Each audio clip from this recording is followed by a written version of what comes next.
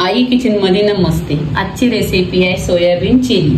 तर इथे सोयाबीन आहेत 150 ग्राम आणि हे बघा छोटे छोटे आहेत, हे मॉल मधले आहेत, एकदम सॉफ्ट आहेत, नाहीतर ते मोठे सोयाबीन असतात त्यांचा एकदम म्हणजे असा भपका किंवा वास येतो।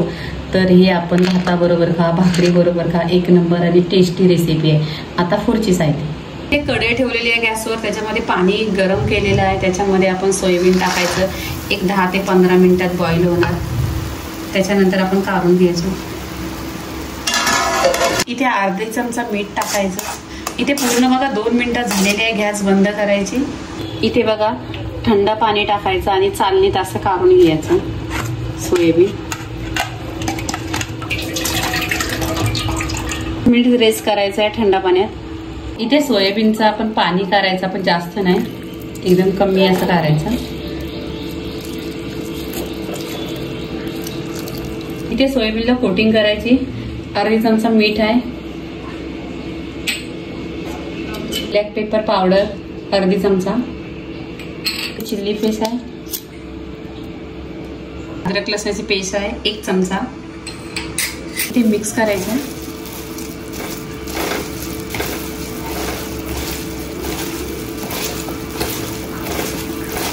इथे सोयाबीनला मिक्स केलेलं आहे, इथे कोटिंग करायचं। कॉर्नफ्लोअर टाकलेला आहे, तो मिक्स करून घ्यायचा, थोडा थोडा टाकायचा।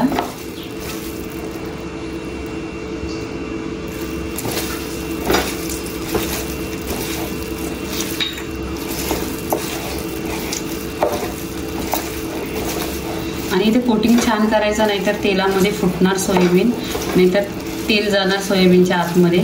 मैदा 1 चमचा टाकायचा।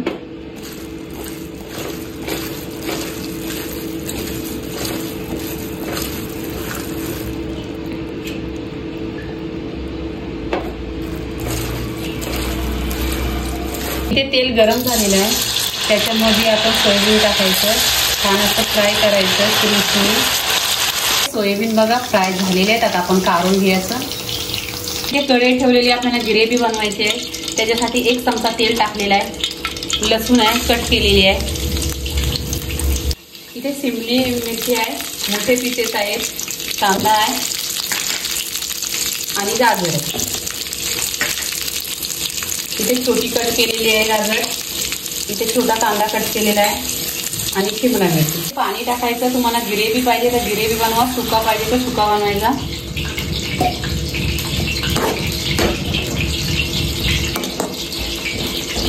कश्मीरी मिरची पावडर आहे अर्धा चमचा। इथे चवीनुसार मीठ टाकायचं। इथे ब्लॅक पेपर टाकायचा अर्धा चमचा। इथे राईस मसाला टाकायचा।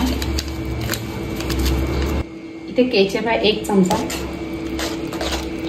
इथे विनेगर आहे 1 चमचा। इथे 1 चमचा सोया सॉस आहे। इथे मिक्स करायचं। कॉर्नफ्लॉवर टाकायचा।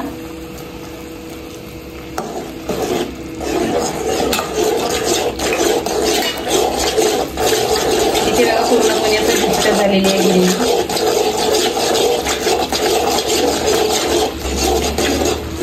इथे सोयाबीन टाकायचं।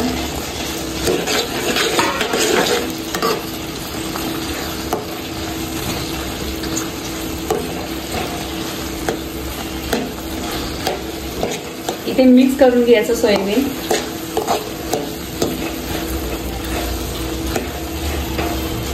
सोया चिली झालेली आहे। लाईक करा, शेअर करा, सबस्क्राईब करा आणि नेहमीच खात राहा, कमेंट करा। धन्यवाद।